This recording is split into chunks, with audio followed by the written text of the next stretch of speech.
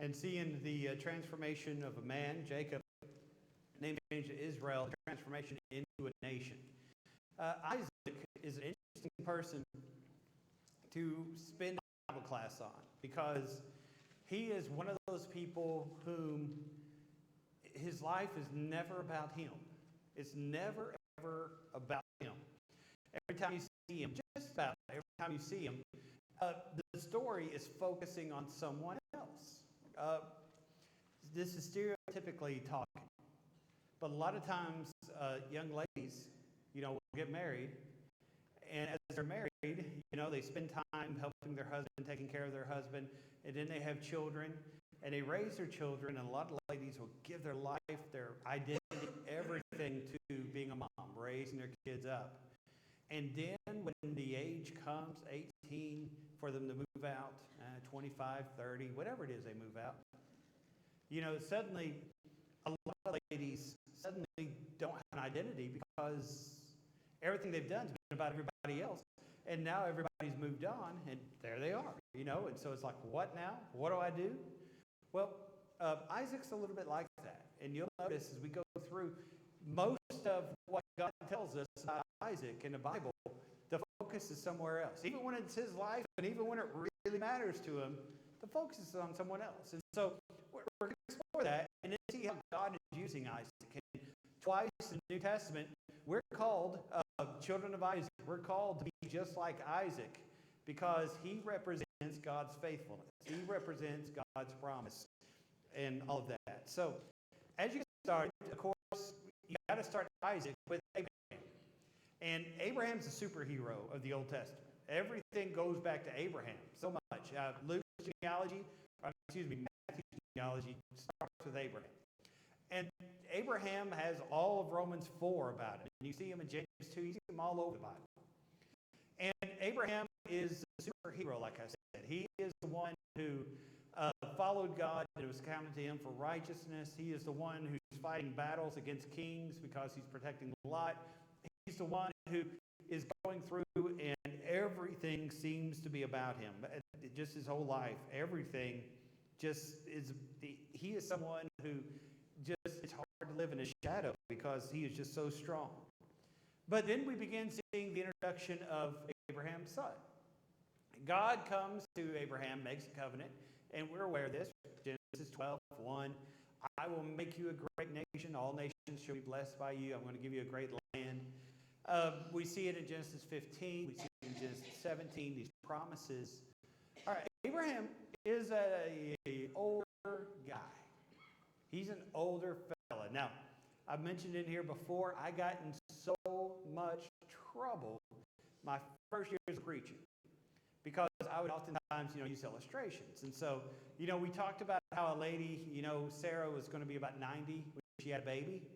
And so I had all the ladies in the class raise their hand if they were 90. When they did, I said, imagine her having a baby.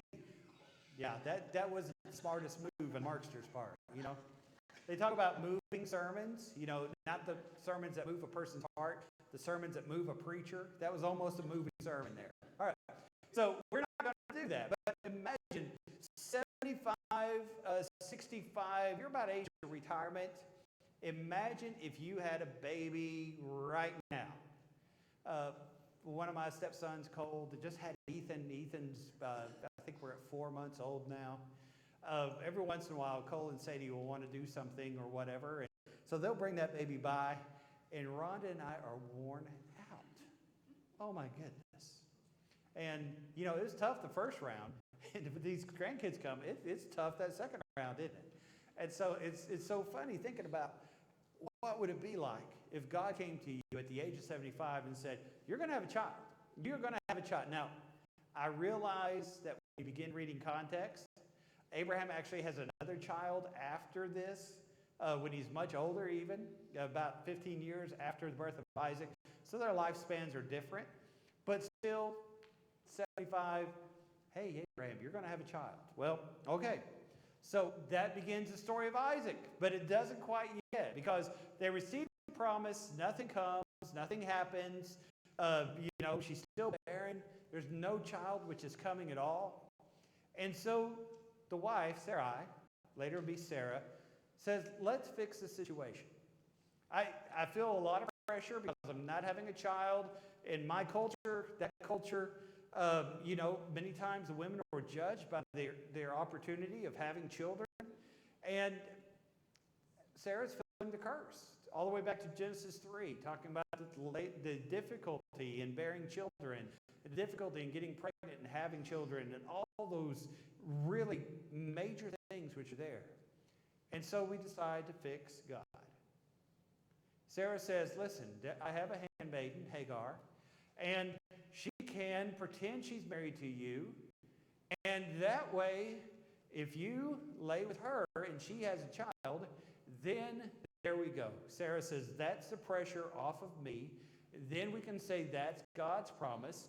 Then we can look like we have faith in God because we've helped God along. And then everything will be fine. Abraham agrees. Sarah, her handmaiden, Hagar, becomes pregnant. And as soon as she becomes pregnant, personalities change. Hagar begins to treat Sarah differently because now she's the one that's produced the baby. Sarah becomes very indignant. Then the child is born. As Ishmael grows, he is not a nice child necessarily. And so Sarah doesn't like it. Sarah talks to Abraham. And you see there the problem that happens when we try to fix God. And you see it all the time among Christians. Hey, if we change worship, and yes, it's not according to the Bible, if we change worship, maybe that would help us grow, and maybe people would see us as more relevant. Or if we did not emphasize this doctrine or that doctrine that the Bible teaches, then maybe we'd be more palatable to worldly people. And when you try to fix God, it does not work. It ends in failure. And so God agrees with Sarah. He says, this is not the child of promise. And so Hagar and Ishmael are sent off. They're put in a very difficult situation, but God takes care of them. And Ishmael becomes a great nation, or a great series of nations. He is blessed, but that's not the promise. And so then we wait, and then we wait, and then we wait. Abraham's about 100. Sarah's about 90. And we see in Galatians, by faith, they conceived a child, and this child is born. And here we have Isaac. Isaac is now born. Now, when a family has their first kid, what's the difference between the first kid and the second kid with pictures? Have you noticed that? If you're the oldest child, how many pictures are made of you? 1,000. Every second, yes. This is when he rolled on his right. This is when he rolled on his left. This is when he had his third dirty diaper. You know, you're taking pictures for weird reasons. And photo albums are huge, right? The second child, how many pictures you get? Sometimes the school sends some home, right? And then 3, 4, 5, it's not as a big deal, right? But usually that first child is born, it's like when Jesus was born and the shepherds are showing up and the wise men are showing up and the star appears above. Everything happens. Isaac's born. How big of a deal is it in Scripture? She had a baby. Pretty much that's how it's put. And so it's kind of a rough thing when you begin reading through it and you begin reading about this child that's born. And it's a result of a promise. It's a result of God keeping himself true and of these things happening as it comes across. So Isaac is born. Not a big deal's made about it. You know, if you're Isaac reading the Bible, you'd say, man, I need to be a bigger part of this. Now we get to Genesis 22. And Isaac has passed along. We don't know how old he is. And we'll talk about that here in just a second. But the time has come. God comes to Abraham and says, it's time to test your faith. You take your son, your only son, Isaac. We talked last week about that word. Only son or only begotten son. The only other time it's used is John 3:16. You take your son, the son of promise that you waited for at least 25 years, and you go and you sacrifice him. Take him to the top of the mountain, Mount Moriah, and you sacrifice him. Now we read in Hebrews 11 that Abraham, what he was thinking was that God was going to resurrect Isaiah. And as you look at that and look at how he's mentioned in 1 Corinthians 15, you see this idea of resurrection first occurred with Abraham. But he says, okay. Abraham takes the wood, he takes the fire, and they head up the mountain. And one of the few times that you actually see Isaiah talk, it's Isaac. And I'm going to say Isaiah a bunch because I noticed that this morning. I kept saying Isaiah instead of Isaac. It's Isaac I'm talking about. One of the few times you see Isaac actually talk is they're headed up the mountain, and Isaac looks around and says, Dad, we got the wood and we got the fire, but there's nothing to sacrifice. We forgot the lamb. Abraham says, God will provide. And so they go up there, and you know how it goes. He's about to slay his son. The angel stops him and replaces him, propitiation, replaces him with the goat, with the ram, for the sacrifice. And that will bring through Leviticus 17:11. That will bring through the sacrifice and Jesus standing in our place, 2 Corinthians 5:21, and everything else. Now, in talking about how we don't know much about Isaac, how old was Isaac when this happened? That is a correct answer. Okay? We don't know. Now, I've heard so many people say, well, at this time, we think he was a teenager, or maybe he was 20, or maybe he was about 15. Nobody knows. What you got, Dan? He was his only son, but we might speculate probably that this was after the Lord let his wife run his handmaid off with the child. Yes. Because he was a young man when he got rid of her. Right. So at this time, they didn't have the half-brother living at the home. Right. We know that he's old enough for Ishmael to have been picking on Isaac. Yeah. And so at least he's old enough for somebody to bully. Now, whether he's a baby when he's getting bullied or he's a young boy, but at least he's that age. We're not talking about hauling an infant up here. And so he's at least that old. But that's the point I want us to make when you're looking at Isaac's life. The story's not about him. We don't know how old he was. If you're Isaac, what do you start saying when your dad ties you up, throws you on top of the wood, and gets ready to slit your throat? Hey, Dad, I'd prefer you not do this. He must have been a lot younger than we could sort of picture, because even a teenage boy, I think, would, maybe not let his dad. Yeah, if your dad's 105, if you're 15, you can handle yourself. Theoretically, you can handle yourself in that sort of thing as you're going along. You can go through and you can handle your. But maybe he was meek enough to allow his dad. We don't know. But hopefully he was a lot younger. But the Bible doesn't tell us a lot about Isaac. This whole story is about Abraham and Abraham's faith. Brad was here last week. He was talking about how, what does Sarah think about all this stuff happening? I bet that was a wonderful conversation that night when they all came home for dinner. What'd you do today? Well, almost sacrificed the son. But Isaac just is not a big part of it. Maybe he's old enough to have noticed this was happening, but still be meek enough to allow his father to do it because he inherited his dad's actions there. But it's just fascinating to me to see how he is just not in the middle of all these things. And so as we finish there through chapter 22, you see that when they come home, Isaac represents the faithfulness of God. He represents God's promise. And so it's not really just everything that he says. It's not really everything that he does. It's just his mere existence. You are here because God kept his promise. You're here because you are a link in the chain which God is bringing forth his son.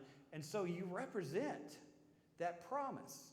Even if the story is not about him, he represents that promise. So he disappears. Yes, sir. Also, I still haven't looked up that verse that the Bible says that God chose Abraham because he would train his children.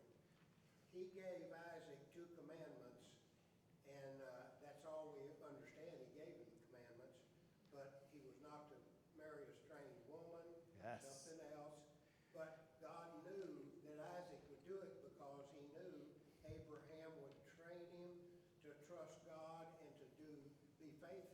Right. And so Abraham gets the glory, but Isaac was a good child. Yes. And was obedient to God Yes. and his father. He was a good child. You're hanging out in 23 and 24 of Genesis right now. We don't hear anything about Isaac after the sacrifice. Now we get to around 24, late 23, early 24. And the time has come. Isaac has now reached the age we need to get him married. Now, this is a rule I was very, very against when I was in my 20s.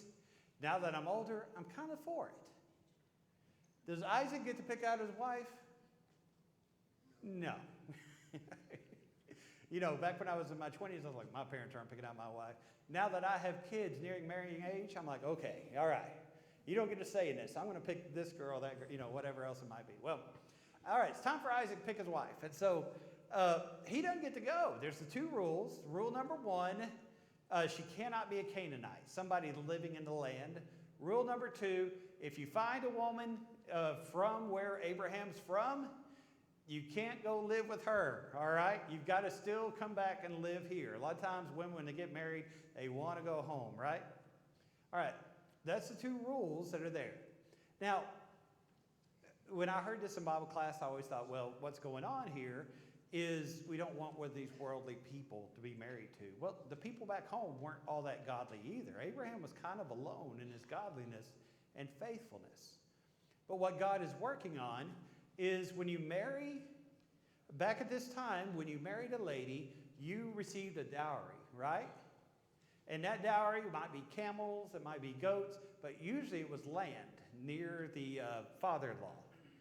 Well, you don't want to marry somebody local because if you inherit that land, you've earned that land. It's not a gift which God has given by his promise to Abraham.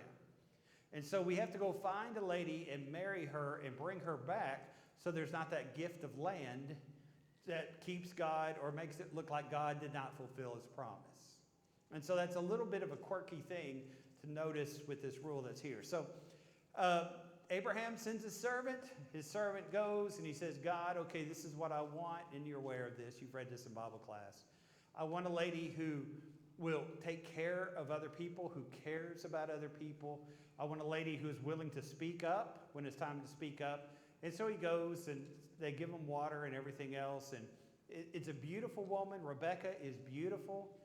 And when Isaac is eventually introduced to his future wife, he cries because she is so good looking. All right? Good stuff right there.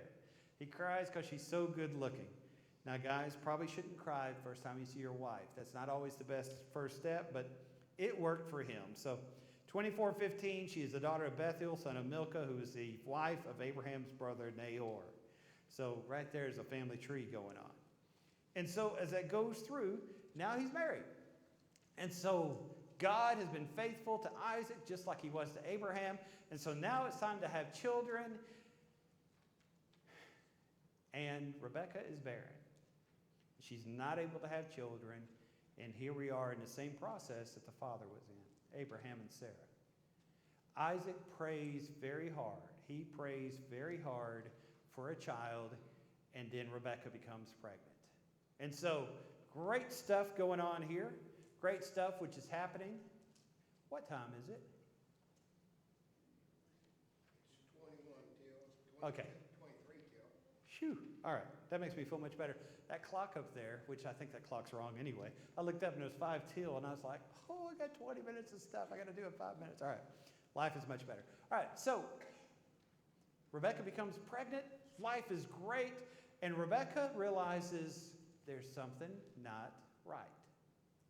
Now, maybe at a time when you were pregnant, somebody you knew was pregnant, you could see, after a couple months, the child would kick or the child would, move, and you could see the belly jostle a little bit. Rebecca sees something going on a little bit more. And she realizes there is a literal war which is going on within her. So she prays to God, and God responds to her and says, you're absolutely right. There is a war. There's two different nations within your body One who is younger is going to rule over the older one. Eventually, that older one will throw off the yoke of the younger one. But you have two different peoples, two different nations, and they are at it. And they will be for the rest of your life. So, major issue going on here. The time comes, she has her children. The first boy is named Esau, and the name literally means red and hairy.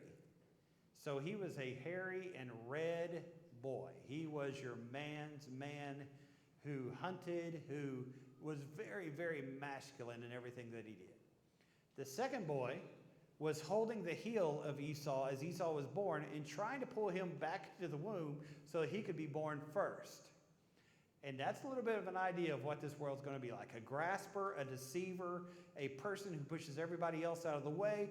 And so his name is Jacob. Now, Lord willing, next week we're going to study Jacob. Jacob spends the first half of his life taking advantage of everyone. If you're around Jacob, he's going to figure out how to fleece you. The second half of his life, everybody is fleecing Jacob. It turns all the way back around, and he is just abused as an older man, greatly abused as an older man. Maybe in retribution of what he did when he was younger. Maybe it's because of the way that he raised everybody when he was just an abusive person. But Jacob's trying to pull back, and so now we have the two boys. Jacob is not hairy. Jacob is not, I don't want to say he's not masculine, but he is not a hunter. He's somebody who is his mother's favorite child, someone who loves to cook, someone who loves to take care of the home, someone who is very into relationship. And so they're two very different boys that are born. And so as we look at that, we see where these two children are born, and then the Bible really focuses on their relationship. Now, what I want you to notice is here's Isaac. Is the focus on Isaac? No, it's on his boys now. We've kind of skipped this generation. Now, there are some things that you're going to read about Isaac as we go through here before we get to chapter 25. Isaac was a man who wanted to stay home. You ever, maybe COVID did this to you. You stayed in your house because you had to, and after you're there for a little while, you're like, this is pretty nice. This is all right. I remember I had someone one time say, for 6 months I've had church in my pajamas. And I'm like, we do have a dress code. When you come back, we do have a dress code. No pajamas. We don't really have a dress code, but please, no pajamas. People are like, man, I kind of like staying home, Isaac was a stay-at-home kind of guy. Abraham traveled his entire life. Jacob, you're going to see, travels his entire life. When you study Isaac, and one time I challenged myself, I was doing sermons through the patriarchs. I challenged myself that I was going to have a sermon about Isaac, and it's hard to have a sermon about Isaac. The sermon about Isaac is digging the well. Because every time Isaac landed somewhere, the first thing he did was dig a well, and he would stay right there. I've got my flocks here. I've got everybody here. I'm going to dig a well. The Philistines will push him off a well. He'd dig another well. Later, he'd come back to that original well. He wanted to stay rooted.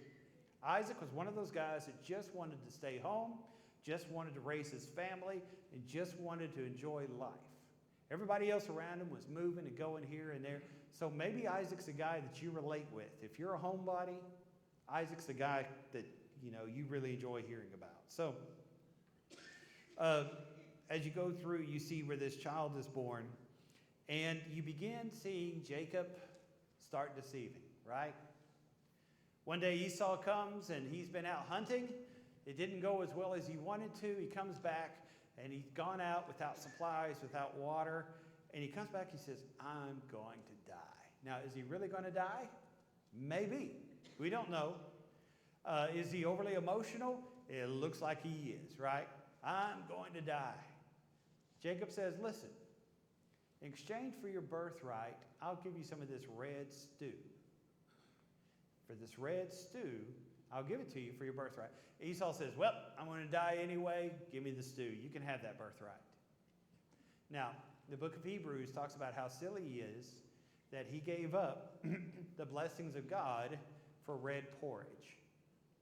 And I've had a sermon about that. And so forget about what I'm going to say, because I might do the sermon here sometime so that you remember, because I like doing the sermon. I'll get a can of beans, red beans, and I'll say, can you imagine trading your eternal salvation for a can of beans? A lot of people say, I don't even like beans. That's a dumb choice, isn't it? But really, if you look at this can of beans, what is it that people are giving up their eternal salvation for? Well, Mark, those must be maple flavored. Maple flavored Bush. It's got some bacon in them, lot of brown sugar happening, This is not what you pull out of the can. This is what Grandma made with the lard, right? Hey, this is good stuff. How silly are people surrendering stuff for their eternal salvation? What would a man give in exchange for his soul? What would it profit a man if he gained the whole world, lost his own soul? Imagine on the day of judgment, hey, my kid was able to throw a curveball, but we're not going to heaven. You're going to feel silly about that, aren't you? And I just use that illustration because I don't know many of us that play baseball with our kids that much to miss church. Hey, my kid scored this on the ACT because we stayed home all the time, but we're not going to heaven. And whatever illustration you could use. How are you going to feel in that last day if you've exchanged the blessing of God for those red beans? And how many of us tend to do that in the moment Esau saying, I'm going to die. In the moment Esau says, it's all over for me. I might as well enjoy whatever I can. Esau wept bitterly about this. Later, Isaac loved Esau. Maybe he loved Jacob. Rebekah really loved Jacob, but he loved Esau. Isaac makes a determination. He says, listen, it's time for the family blessing. Remember, it's time, for the blessing. The birthright determined who got 2/3 of the material when he died. It was a way of keeping the land in the family. And so the firstborn would get a double portion of the inheritance, and that's what Jacob just got. Now, the blessing is a covenant relationship that comes with God. Esau likely heard, Isaac likely heard what Rebekah had been told by God. It's really going to go to the second. And Isaac very likely knew, but he loved Esau. And so instead of making it a big family occasion, he privately tells his son, you go get some venison, get some of that meat that I really love. We're going to come back and have a celebration with just us, and I'm going to give you the blessing. Rebekah overhears it. And so Esau goes, and as he travels, this is gross.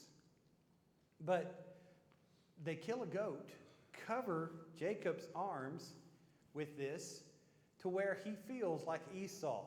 Esau was a hairy dude, wasn't he? I mean, if you wear a fur coat and people think that that's your skin, all right, good stuff here. All right, so that's what's going on. They go off, and Isaac at this point is blind. He is very hard of sight. He can't really see anything. And so, of course, Jacob comes in. Esau feels him, and he says, you sound like your brother, but you feel like Esau. And so Isaac gives the blessing to Jacob, the second one, the deceiver. Esau comes in, weeps bitterly because this is the one thing he had left. And so Isaac gives another blessing to Esau, but it's not as big a one. Now, here again is the point. The story here, even though Isaac is a character in the story, he's not the main one. This is the sons jostling back and forth. And Isaac seems kind of silly that you can't recognize your own kid. And Isaac seems kind of silly that his wife has fooled him in this way. Isaac is there, but again, the story is not quite about him. And so then again, we don't hear much until chapter 35. Isaac passes away at the age of 180. And now the story really focuses on Jacob, who we know also as Israel. Now, at the end of every class, I like to talk about the sap, okay? The sap doesn't fall far from the tree. And I talked about how Noah's 3 sons, I took it from that book As I was reading through the book, I don't suggest the book because it has some racist things in it, but I love that phrase. In that phrase, the author oftentimes will say, the sap doesn't fall far from the tree. And what he's saying is the sap moves from the root all the way to the leaves and then back. If you've ever handled getting maple syrup or whatever else, the sap moves back and forth. So no matter where you cut the tree, you're going to come across that same sap. When you and I read the genealogies of Jesus, whether it be in Matthew or whether it be in Luke, in every person that you see in that list, every single person you see a picture of Jesus. He is there if you just look hard enough. And you have to look a little bit hard in Isaac, but he's there. Number one, the focus in Isaac's story is about everyone else but him. Okay? Bringing that to Jesus, Jesus was meek and lowly and silent before his shearers, right? Isaiah 53, verse 7. Over in the book of Matthew, come to me, all you who are heavy laden. You will find rest and comfort by me, for I am meek and lowly in heart. Now, Jesus was not someone who faded in the shadows. In fact, every worship service needs to focus on Jesus. Every lesson that we teach biblically needs to focus on Jesus. But Jesus didn't always make everything about himself. And there were times where he allowed things to happen to him, especially during the trial and the crucifixion, that he certainly did not deserve. I think one lesson we learn as far as in the church is the church is not about me. Now, for some preachers, that's a hard statement because it perhaps takes a certain amount of ego to stand in front of 200, 300 people every Sunday and preach God's word. But the church is not about the preacher. The church is not about the elders, the deacons, the Bible class teachers. The church is about Christ. And there's some times where we might get upset because we feel like the story should be about us. We feel like we should be the hero of our own story. But we're not. We're not the hero of our own story. And so it's important for us to let Jesus be the hero of our own story. Okay, number two, Isaac's life represents God's fulfillment of promise. When Isaac was running around, first steps, when he was a small child, even when he grew up, every time you saw Isaac, you realized his daddy was 100 years old when he was born. Wow, look at that. I had a friend, he's about my age. He had a child maybe about 3 or 4 years ago. I was like, man, you're going to be 65 when he graduates high school. And I was asking him the other day, you going to have another kid? He's like, oh, I hope not, But we were joking about that. Well, sometimes these parents will come to the baseball game, and they're the same age as everybody else's grandparents. Have you ever seen people like that? Imagine going to Isaac's baseball game. Hey, there's Abraham. Hey, he's 115 years old. Man, is he a great-granddad? Nope, he's the dad. But every time you look at Isaac, you see the fulfillment of promise. It's impossible for him to be here, we would think, but there he is. It's impossible for him to be in this place, but there he is. Jesus is also the fulfillment of the promise. In the fullness of time, God brought forth his Son, right? Galatians 4:4. God has been working through creation ever since Genesis 1 to get to this apex, this pinnacle, this time of bringing forth Jesus. All right. Isaac embodied the fulfillment of God's faithfulness to keep his promises, and we see 2 times that we're called children of Isaac. Galatians 4:28, Romans chapter 9 and verse 8, especially talking about Israel there in chapter 9. Here's what that means. You are the child of promise. In the life that you're living, as you're pulled away from the world, transformed, right? Romans 12:2, you're the life of promise. And when you look at your life, I hope that you see the beautiful providence of God that has led you to where you are right now. And when you look at your situation, I hope you see how amazing it is of God's love for you, God's strength for you, God's faithfulness to you. And lastly, Jesus' earthly life, he often said, if you see me, you've seen the Father. The way to see Jesus is to see, or the way to see God is to see Jesus. Hebrews 1, beginning of verse 1, remember, God spoke at times past to the fathers and the prophets, but he has in these last days, spoken to us by his Son. When you look at Isaac's life, it's always pointing to somebody else.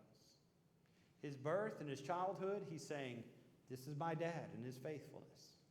This is God bringing me here. He is pointing to Abraham. And that's why we don't see Isaac's age. That's why we don't see Isaac speaking very much. That's why we don't see a lot of the faithfulness that Isaac had, which obviously he had, other than just randomly digging wells until you see what's going on there. Later part of his life, he's pointing at his boys. And he's showing the difference between faithful and unfaithful, between Jacob and Esau. And we see there the warring of these two nations, which later we'll see in Galatians and also Hebrews, represents those who are given to God and those who are given to the world, and how they're in conflict one with another. And so he's always pointing to someone in one direction or the other. All right, any more comment? Yes, ma'am. Isaac didn't have a lot of choice in that blessing thing, really, though, because God had it all planned. Yeah. So it wasn't just that he couldn't really see, or that was part of it. Yeah, we don't see a lot of decisions that Isaac made. It was just like he showed up, there you are. And he was a part of the plan. We don't see a lot of movements by faith necessarily. And that's why in Hebrews 11 you got Abraham and you got Jacob. You don't see it. It's a private faith that he has. His very presence represents a promise. Absolutely. Any other comment? Oh man, y'all must be hungry. All right. Thank you very much for being here. What's the rule if we get out early? Don't run in the halls, okay? I don't want you running over these little kids. All right. Thank you very much for being here. You ready for camp?